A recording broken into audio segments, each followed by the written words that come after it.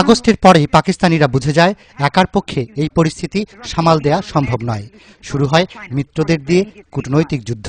তাই ইয়াহিয়ার কণ্ঠে পরনিন্দার ঝড়। My borders are troubled, not by me, but by my neighbor. Shelling by field guns, mortaring by mortars.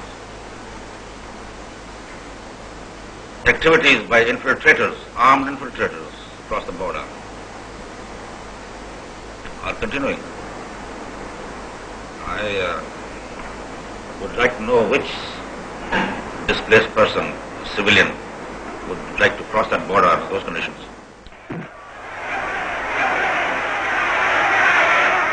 বন্ধু পাকিস্তানকে আশ্বস্ত করতে 60 ও 70 দশকে বিশ্বসেরা কুখ্যাত কূটনীতিক হেনরি কিসিঞ্জার ভারতে আসলেও বুঝতে পারেন অবস্থা বেগতিক।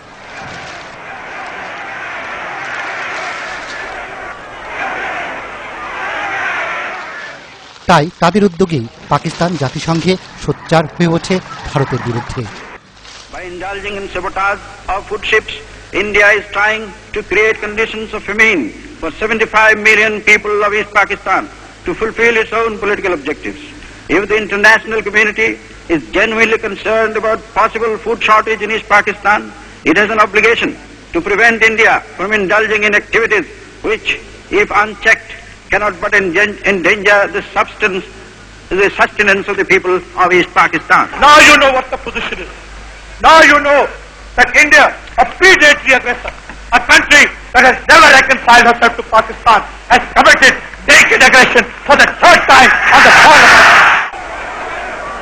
এ সময় সম্পূর্ণ অন্ধকারে থাকা পশ্চিম পাকিস্তানের অন্যান্য রাজনৈতিক দলগুলো না জেনে শুনেই ইয়াহিয়া ও ভুট্টোর পক্ষে সাফাই গাইতে শুরু করে। ইয়াহিয়ার মিথ্যাচার আরো বেড়ে যায়। I'm trying to avoid it by showing a lot of patience, but there is a limit to our patience too. So we're very close to it. I am equally going to make it very clear that the war is forced on us through a means of some action in East Pakistan. An attack on East Pakistan is an attack on Pakistan as a whole. তবে বাঙালির ন্যায়সঙ্গত দাবির প্রতি ভারতের প্রধানমন্ত্রী ইন্দিরা গান্ধী ছিলেন যেন একাই 100। Well, surely that the massacre there stops, the rape stops, the burning of villages stops. Can it not be fairly put to you that you're contributing in a way to the exodus of the refugees by your support for the Pakistan guerrillas? Now, mustn't you, in effect, face the question of having to reduce your support for the guerrilla armies operating in East Pakistan? Does that mean we allow a massacre to continue? What happened first? How many people were killed according to your correspondence of British newspapers, of American newspapers, of French newspapers, Canadian newspapers, Arabian newspapers?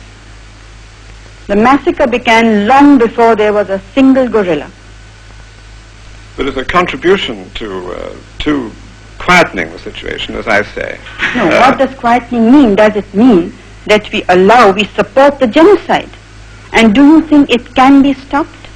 Do you think people are going to sit aside and watch their women raped in front of them? And say that, no, we are going to quieten the situation? That's not quietness. That is the worst possible type of war, is the worst possible type of violence. But how then, without something done to control the guerrilla activity in return for greater discipline by the Pakistan army, can you secure these first steps? When Hitler was on the rampage, why didn't you say, let's keep quiet and let's have peace in Germany and let the Jews die, or let Belgium die, let France die? Would you say that was quiet? But how do you propose to bring about these first steps to control the exodus? It's not for us to. This would never have happened if the world community had woken up to the fact when we first drew their attention to it.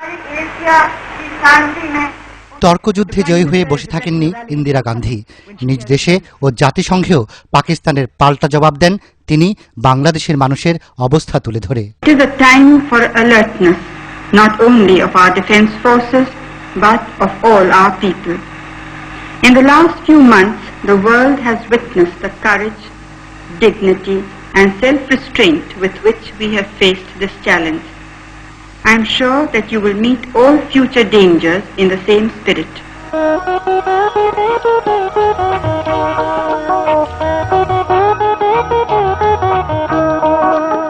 তবে এত কিছু সত্ত্বেও দুষ্টের দমন সহজ ছিল না।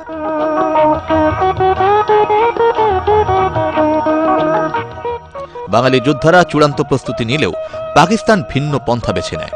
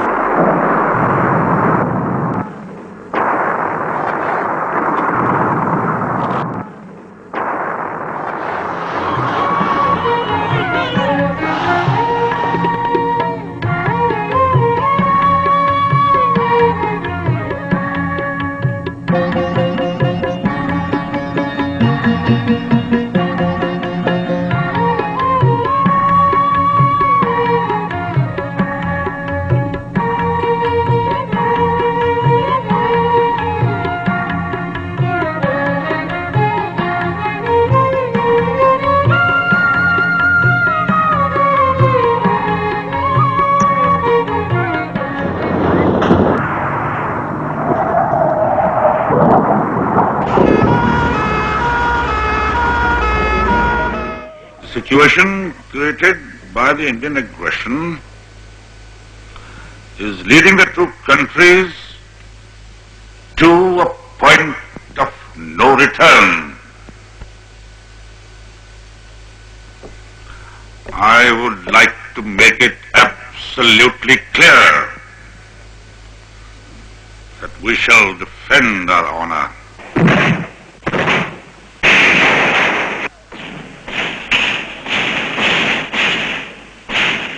নভেম্বরের শুরুতে সবকিছু ভারতীয়দের কারসাজি বলে প্রচারণা চালালেও পাকিস্তানিরাই ভারতে আক্রমণ শুরু করে। ত্রিপুরায় নিহত হয় বেশ কয়েকজন ভারতীয়।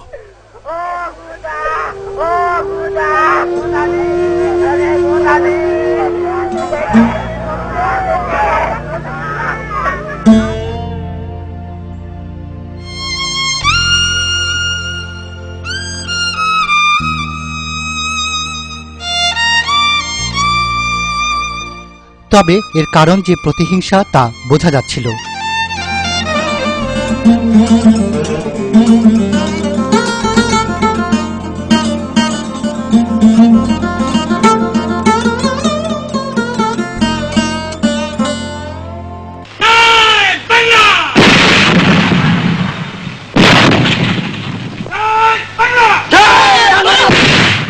বাঙালি মুক্তি সেনারা একের পর এক মুক্ত করতে থাকে বাংলাদেশের অঞ্চল। আচ্ছা, তো নানপুরে রেল স্টেশন ওখানে আপনাদের ওই ব্যাংকার থেকে সম্মুখের ব্যাংকার থেকে ফায়ার করতেছে।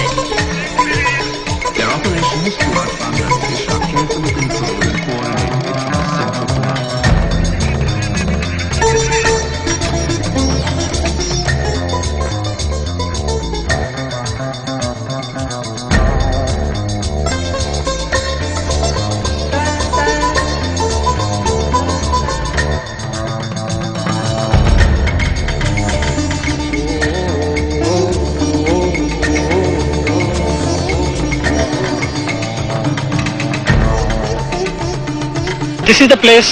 This place is known as Kulapathar, and I have buried 10 of my boy who has been shaheed in the last few days of battle. And each one of them have fought gallantly. If I tell you the stories how they have died, you'll be surprised. They have not bothered about their life, but by dying, they have saved many of us. And in each one of this case, I just can't imagine when a chap fighting like this have died. What right have we got to live and enjoy the independence? I don't know. We have to fight, and all our soldiers are fully determined.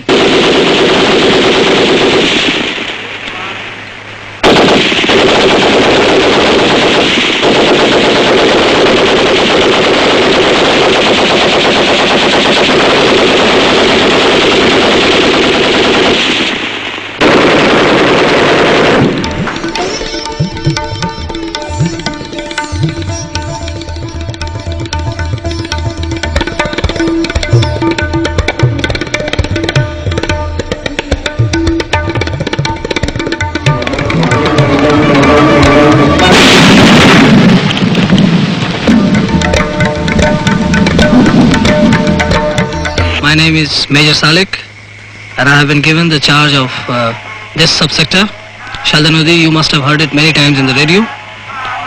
This area, I have got about 40 square miles of liberated. You know, they pass their regular life by normal farming, and this market, as you see, this Bangladesh flag is on.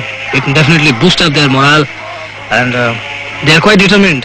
These people are of a lot of help for us because they act as sometimes scouts. They bring information of enemy.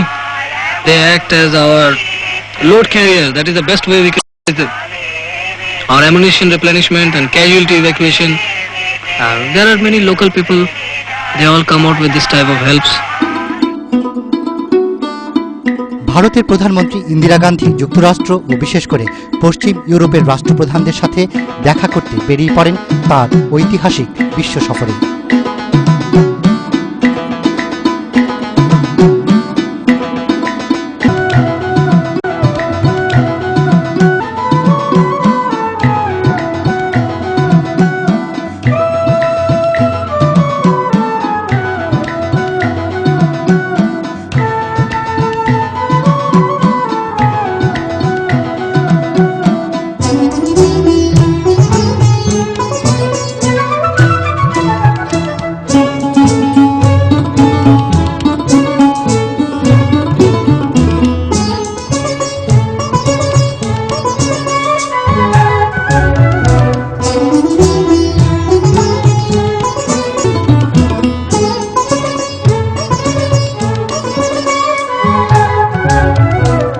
এক এক করে তিনি সারা বিশ্বের মানুষের কাছে প্রমাণ করে দেন বাংলাদেশে স্মরণকালের ভয়াবহ মানবিক বিপর্যয় ঘটেছে, তাই বাঙালিরা ন্যায়সঙ্গতভাবে মুক্তির জন্য লড়াই করছে।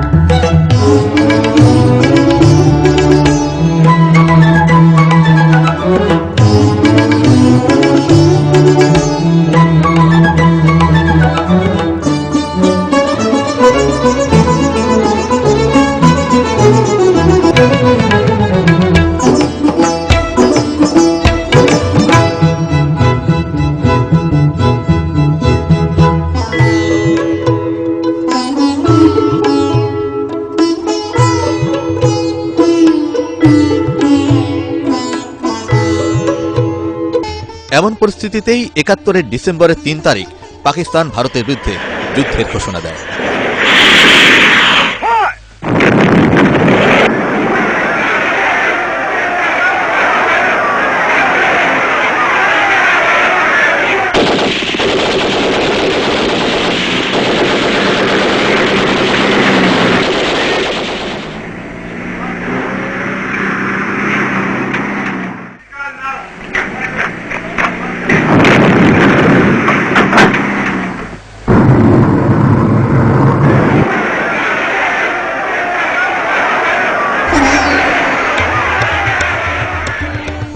পাকিস্তানের আক্রমণেরও জবাব দেয় ভারত খুব দ্রুতই পূর্ব ও পশ্চিম সীমান্তে।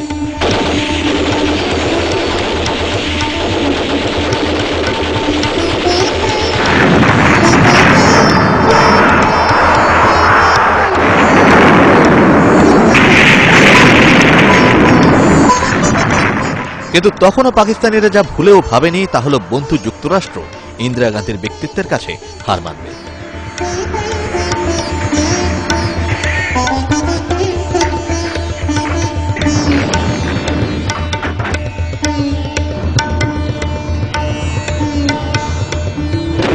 কূটনৈতিক বিজয়ের আশায় এই যুদ্ধ তারা শুরু করেছিল। তার প্রমাণও মেলে পরাজয়ের মাত্র কয়েকদিন আগে পাকিস্তানের পূর্বাঞ্চলের প্রধান নিয়াজির কণ্ঠে। proud of my troops, their discipline, their bravery, their tradition, and I'm sure we will be able to maintain the traditions of our forefathers, which have never lost a battle.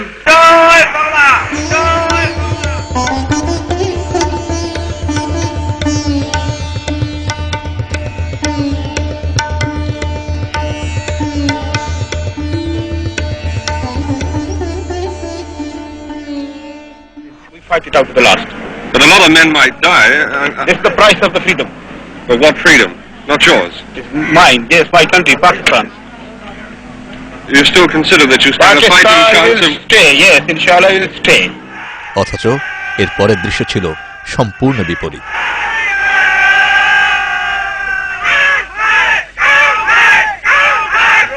You will find the tanks on the road, pointing the guns towards Kulla. Don't attack the tanks. After the tanks, 2,000 yards to 3,000 yards, you will find on the port and starboard side enemy concentration. Go in for those. We are flying towards Jessore now.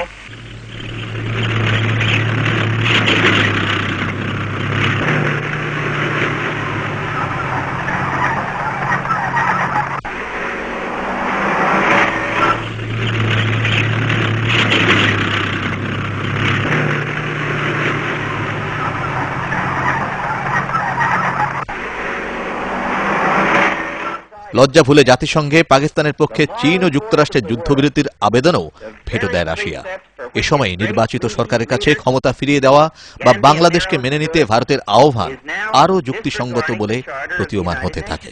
This one-sided and partisan attitude of the distinguished representative of United States of America has shocked and surprised us. The US is entitled to its own opinions and interpretations. So are we. But facts are facts and must be stated. Right from the beginning of this unfortunate situation that has arisen in the subcontinent, India had been asking for a political settlement acceptable to the elected and acknowledged representatives of the people of Bangladesh.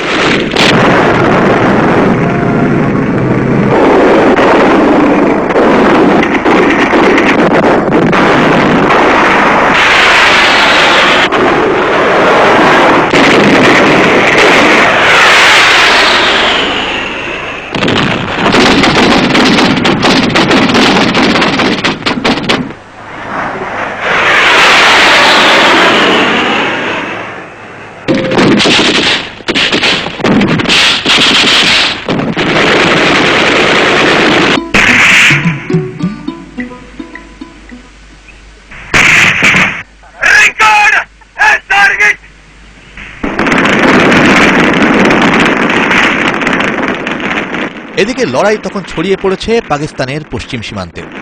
ভারতীয় সৈন্যরা একই সাথে আরব সাগর থেকে করাচি বন্দর, পশ্চিম ও পূর্ব সীমান্তে আক্রমণ করে মাত্র 4-5 দিনেই নাজেহাল করে ফেলে পাকিস্তানিদের।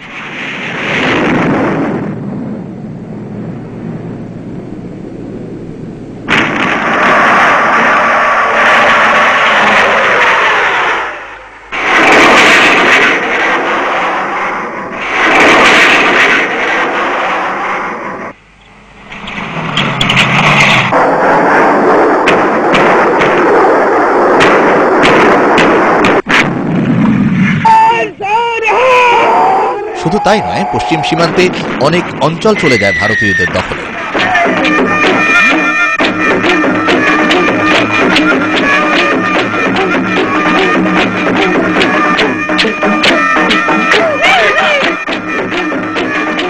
ঢাকায় বিমান হামলার ভয় পেয়ে পালিয়ে যায় পাকিস্তানের গভর্নর।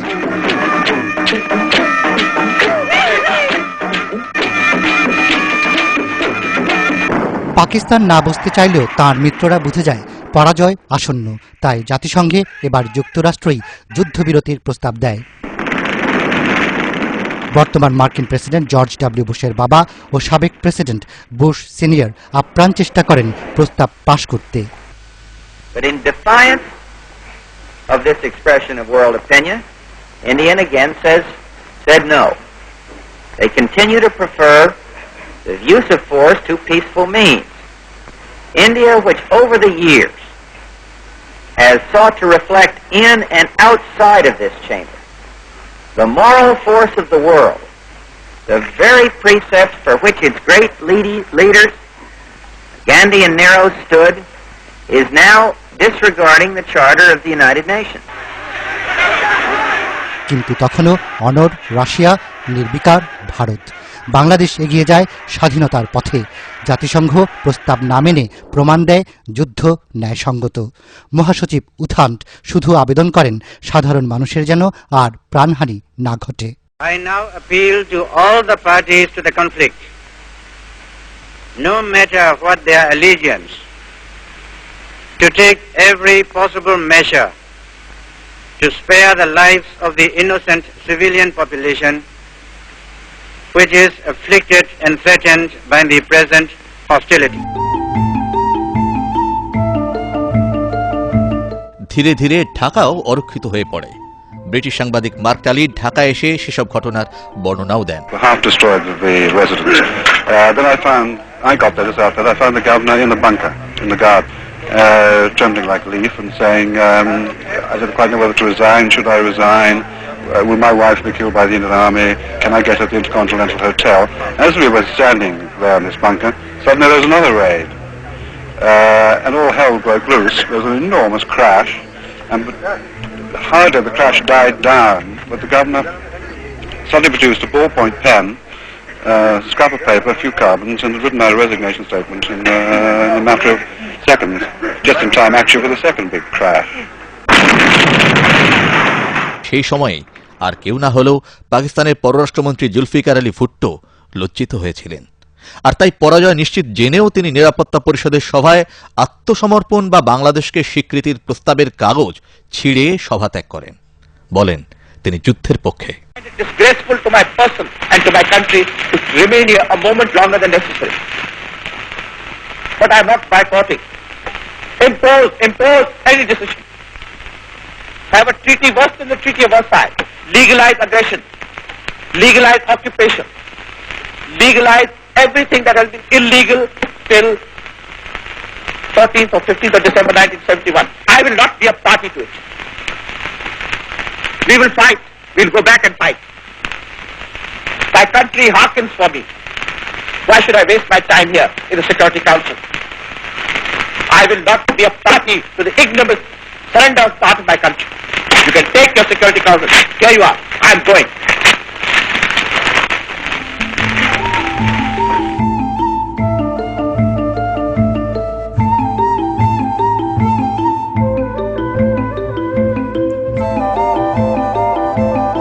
তবে ভুট্টোর ক্ষণিকের দম্ভ চূর্ণ হয়ে যায় পশ্চিম রণাঙ্গনে পাকিস্তানের পরাজয় আর ঢাকায় ভারতীয় ৩৬ সেনাদের আগমনে।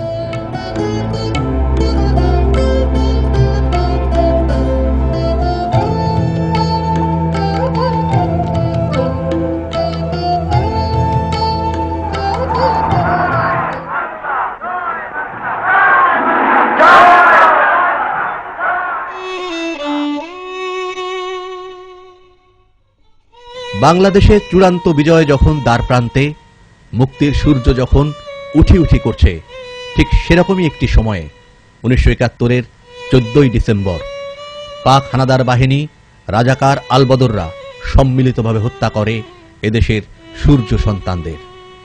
তারা বেছে বেছে চিকিৎসক, সাংবাদিক, সাহিত্যিক, এদেশের বুদ্ধিজীবীদের ধরে ধরে ঢাকার অদূরে মিরপুরের রায়ের বাজারে গণহত্যা করে। সেখানে বধ্যভূমিতে ফেলে রাখা হয় তাদের লাশ। তারই বর্ণনা শোনা যায় অধ্যাপক মনিরুজ্জামানের এই ভাষ্যে।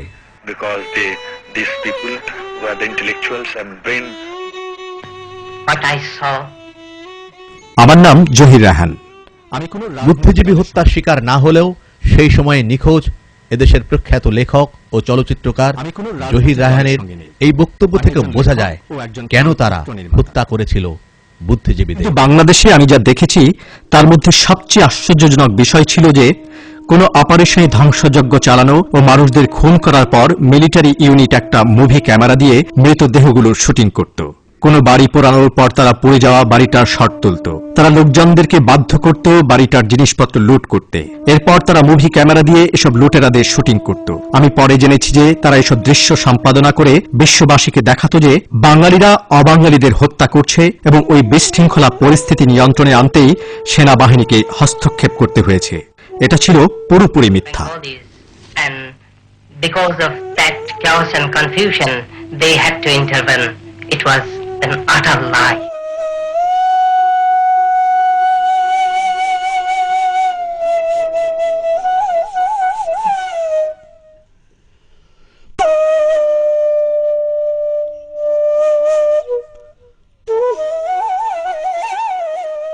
মূলত তাদের লক্ষ্য ছিল বাংলাদেশকে মস্তিষ্ক শূন্য করা, যাতে ভবিষ্যতে তারা কিছুতেই উন্নতি করতে না পারে, উঠে দাঁড়াতে না পারে।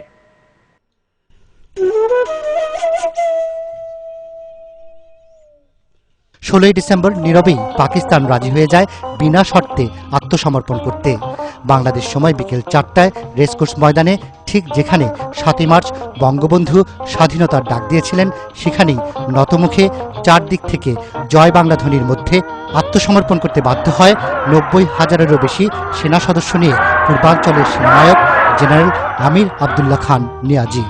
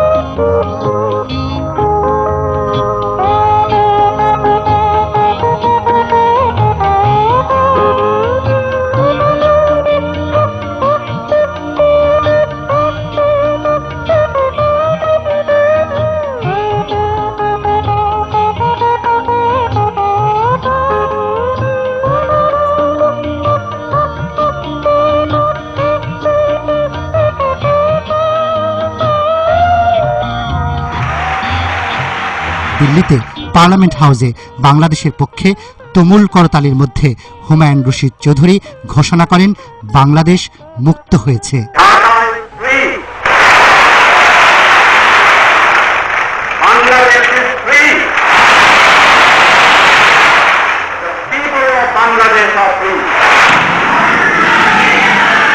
ততক্ষণে বাংলাদেশে উঠতে শুরু করেছে স্বাধীন পতাকা, জয় বাংলার জয়ধ্বনি চারদিকে।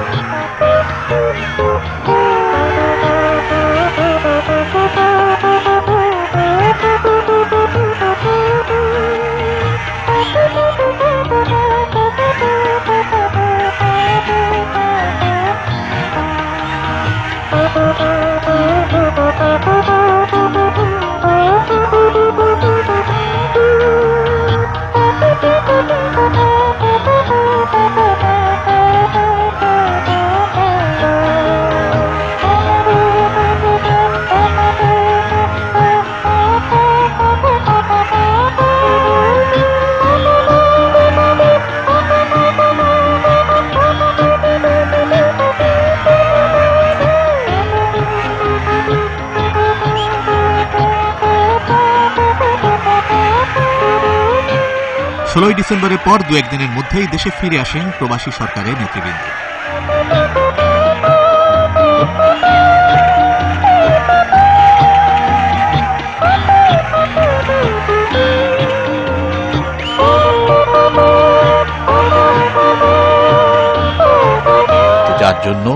যার নামে বাঙালি তার 1000 বছরের স্বপ্ন পূরণ করে, তিনি তখনও মুক্তি পাননি। এজন্য বাঙালিকে অপেক্ষা করতে হয়েছে আরও কয়েক সপ্তাহ।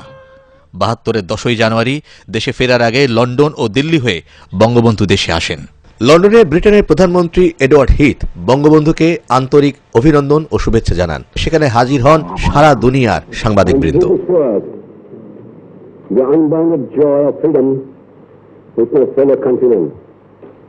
who have owned their freedom in an epic liberation struggle. The ultimate achievement of this struggle is the creation of an independent, sovereign People's Republic of Bangladesh, of which my people declared me as the president, while I was a prisoner in the condemned cell, awaiting the execution of a sentence of hanging. No people has had to pay as high a price in human life and suffering for their freedom as has been exacted from the people of Bangladesh. I cannot wait a single moment to return. লন্ডনে বঙ্গবন্ধুর আগমনের খবর বিদ্যুৎ বেগে ছড়িয়ে পড়ে সারা দুনিয়ায়। হাজার হাজার মুজিব ভক্ত তাই ভিড় করেন যে হোটেলে বঙ্গবন্ধু ছিলেন তার সামনে। বঙ্গবন্ধু তাদের আন্তরিক শুভেচ্ছা জানান।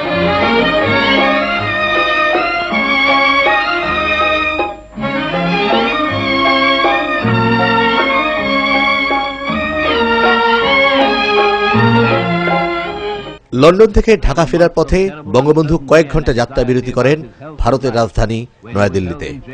সেখানে বঙ্গবন্ধুকে আন্তরিক এবং উষ্ণ অভিনন্দন জানান ভারতের রাষ্ট্রপতি ভিভি গিরি, প্রধানমন্ত্রী ইন্দিরা গান্ধী সহ মন্ত্রী পরিষদ এবং 3 বাহিনীর সকল সদস্য।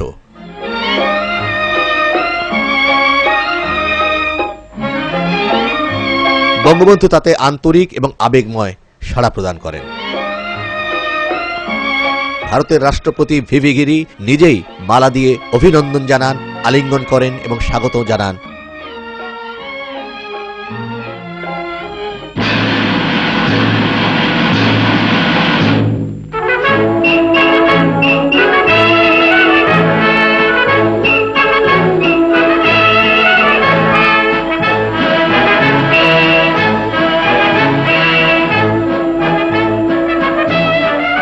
দিল্লিতেই প্রথম বঙ্গবন্ধুকে রাষ্ট্রমর্যাদায় গার্ড অব অনার প্রদান করে ভারত সরকার।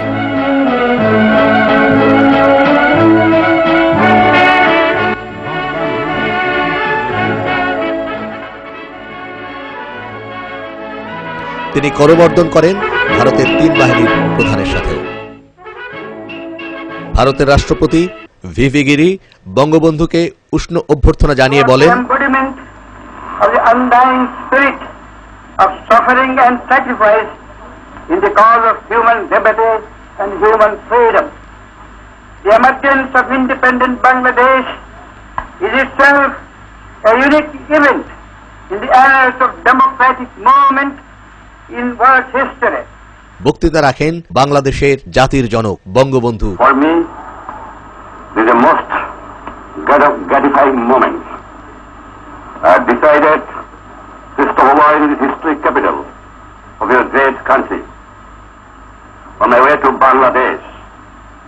For this is the least I could do to pay personal tribute to the best friend of my people, the people of India, and your government under the leadership of your magnificent Prime Minister, Mrs. Indira Gandhi.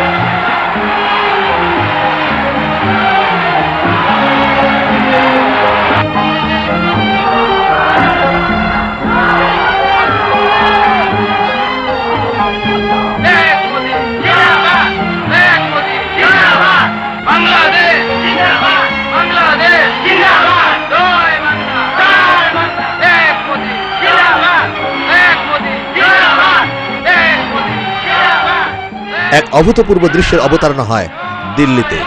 সেখানে হাজার হাজার জনতা বাংলাদেশ জিন্দাবাদ, জয় বাংলা স্লোগানে মুখরিত করে তোলে দিল্লির আকাশ বাতাস।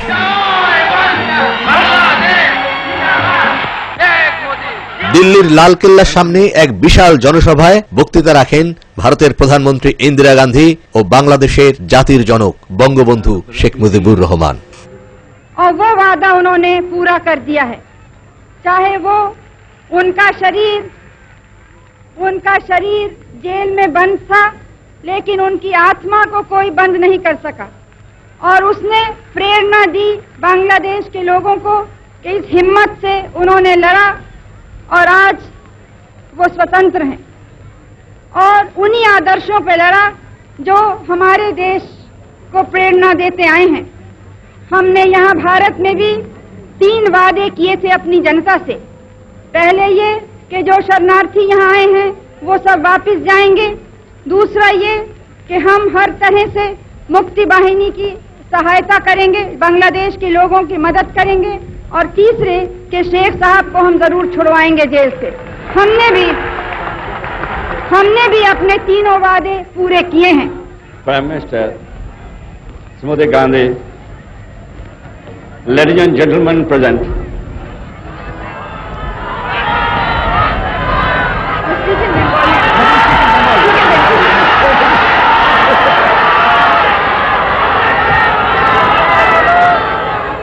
আমার ভাই ও বোনেরা, আপনাদের প্রধানমন্ত্রী, আপনাদের সরকার, সৈন্যবাহিনী, আপনাদের জনসাধারণ যে সাহায্য এবং সহানুভূতি আমার দুঃখী মানুষকে দেখিয়েছে, চিরদিন বাংলার মানুষ তা ভুলতে পারবে না। ব্যক্তিগতভাবে আপনারা জানেন আমি পশ্চিম পাকিস্তানের অন্ধকার ছেলের মধ্যে বন্দী ছিলাম 2 দিন আগেও। শ্রীমতী গান্ধী আমার জন্য দুনিয়ার এমন জায়গা নাই যেখানে তিনি চেষ্টা করেন নাই আমাকে রক্ষা করার জন্য। আমি ব্যক্তিগতভাবে তার কাছে কৃতজ্ঞ। আমার 6-7 কোটি মানুষ ব্যক্তিগতভাবে তার কাছে এবং তার সরকারের কাছে কৃতজ্ঞ। আমার জনসাধারণ ভারতবর্ষের জনসাধারণের কাছে কৃতজ্ঞ। আর যেভাবে 1 কোটি লোকের খাওয়ার বন্দোবস্ত এবং ডাকার বন্দোবস্ত আপনারা করেছেন, আমি জানি ভারতবর্ষের মানুষও দুঃখী আছে, সেখানে তারাও কষ্ট পাচ্ছে, তাদেরও অভাবিত আছে। তা থাকতেও তারা সর্বস্ব দিয়েছে আমার লোককে সাহায্য করার জন্য। চিরদিন আমরা তা ভুলতে পারবো না। আমরা আশা করি, আজ জানেন বাংলাদেশ শেষ হয়ে গেছে। আমি সমস্ত সকল প্রকার সাহায্য সহানুভূতি আশা করি এবং এও আশা করি যে দুনিয়ার শান্তিপূর্ণ গণতান্ত্রিক যে মানুষ আছে তারা এগিয়ে আসবে আমার মানুষকে সাহায্য করার জন্য। আমি বিশ্বাস করি সেকুলারিজমে, আমি বিশ্বাস করি গণতন্ত্রে, আমি বিশ্বাস করি সোশ্যালিজমে। আমাকে প্রশ্ন করা হয় শ্রীমতী ইন্দিরা গান্ধীর সাথে আপনার আদর্শে এত মিল কেন? আমি বলি এটা আদর্শের মিল, এটা নীতির মিল, এটা মনুষ্যত্বের মিল, এটা বিশ্ব শান্তির মিল। বঙ্গবন্ধুর আগমন উপলক্ষে গোটা দিল্লিকেই সাজিয়ে তোলা হয়।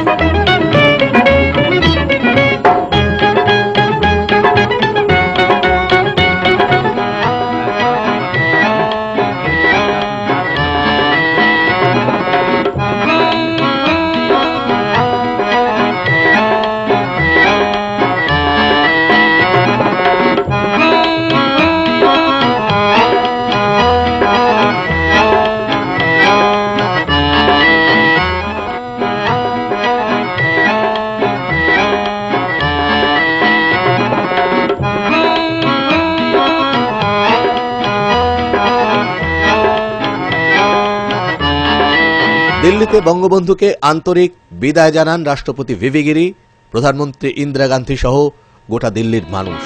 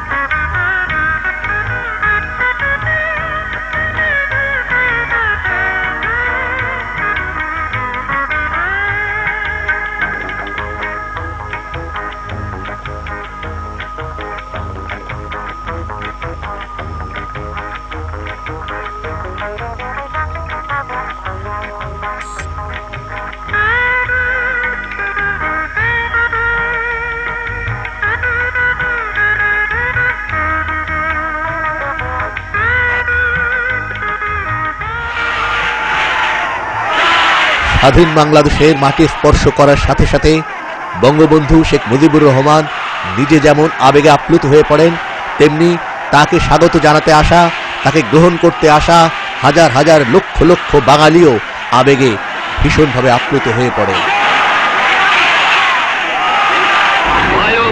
চোখ মুছতে মুছতে বঙ্গবন্ধু তাদের সাদর সম্ভাষণ জানান।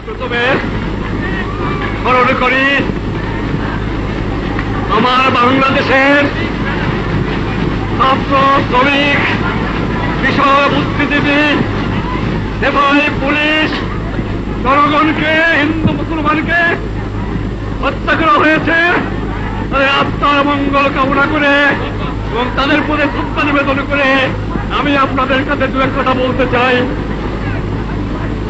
আমার বাংলাদেশ আজ স্বাধীন হয়েছে, আমার জীবনের স্বাদ আজ পূর্ণ হয়েছে, আমার বাংলা মানুষ আজ মুক্ত হয়েছে।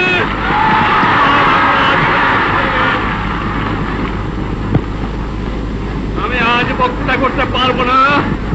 বাংলার ছেলেরা, বাংলার মায়েরা, বাংলার কৃষক, বাংলার শ্রমিক, বাংলার বুদ্ধিজীবী যেভাবে সংগ্রাম করেছে, আমি কারাগারে বন্দী ছিলাম, ফাঁসি কাটতে যাবার জন্য প্রস্তুত ছিলাম, কিন্তু আমি জানতাম আমার বাঙালিকে কেউ দাবায় রাখতে পারবে না। আমার বাংলার মানুষ প্রায় 30 লক্ষ লোককে মেরে ফেলে দেওয়া হয়েছে বাংলায়।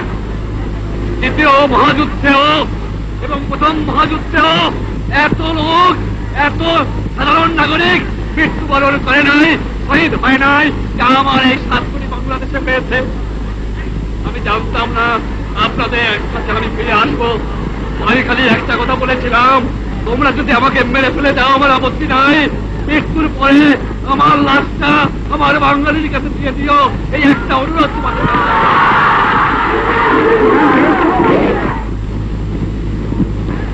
তবে মনে রাখা উচিত, বাংলাদেশ স্বাধীন সার্বভৌম রাষ্ট্র, বাংলাদেশ স্বাধীন থাকবে, বাংলাদেশকে কেউ দমাতে পারবে না। কবিগুরু রবীন্দ্রনাথ বলেছিলেন, 7 কোটি বাঙালির বঙ্গজননী রেখেছ বাঙালি করে মানুষ করনি। কবিগুরু মিথ্যা কথা প্রমাণ হয়ে গেছে, আমার বাঙালি আজ মানুষ। জানতাম না আমার ফাঁসির হুকুম হয়ে গেছে, আমার ছেলের পাশে আমার জন্য কবর খোঁজা হয়েছে। আমি প্রস্তুত হয়েছিলাম, বলেছিলাম আমি বাঙালি, আমি মানুষ, আমি মুসলমান, একবার মরে 2 বার মরে না। আমি বলেছিলাম আমার মৃত্যু আসে থাকে যদি আমি হাসতে হাতে যাব, আমার বাঙালি জাতকে অপমান করে যাব না, তোমাদের কাছে ক্ষমা চাইব না। এবং যাবার সময় বলে যাব, জয় বাংলা, স্বাধীন বাংলা, বাঙালি আমার জাতি, বাংলা আমার ভাষা, বাংলার মাটি আমার স্থান।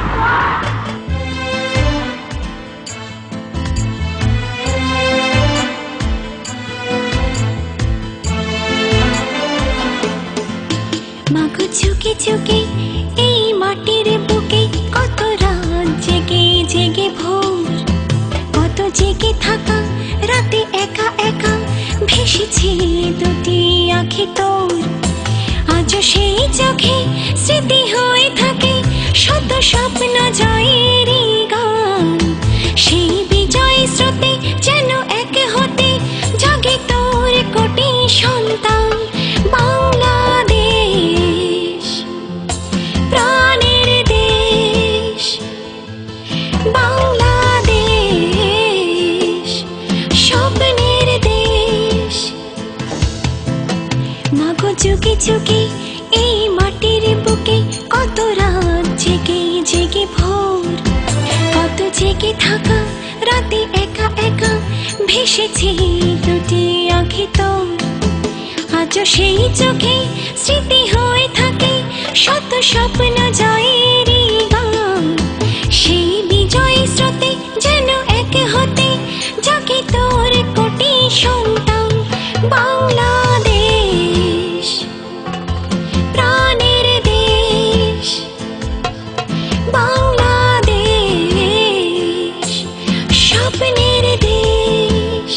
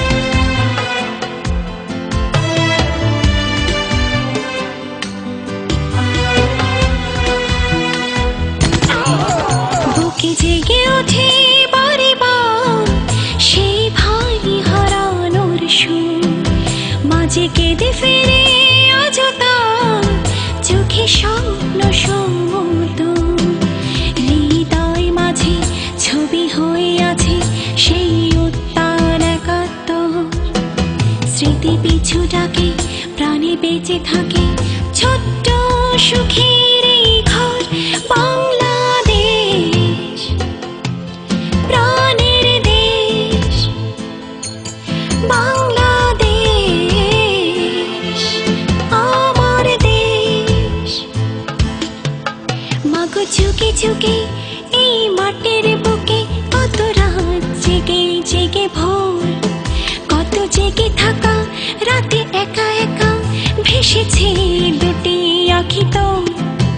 আজও সেই চোখে স্মৃতি হয়ে থাকে শত স্বপ্ন জয়ের এই গান, সেই বিজয় স্রোতে যেন এক হতে জাগে তোর কোটি সন্তান। বাংলাদেশ, প্রাণের দেশ বাংলাদেশ, স্বপ্নের দেশ।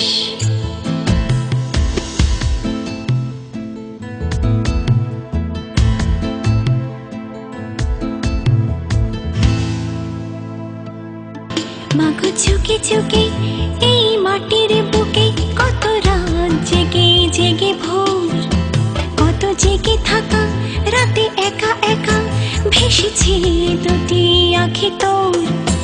আজও সেই চোখে স্মৃতি হয়ে থাকে শত স্বপ্ন জয়ের এই গান, সেই বিজয় স্রোতে যেন এক হতে জাগে তোর কোটি সন্তান।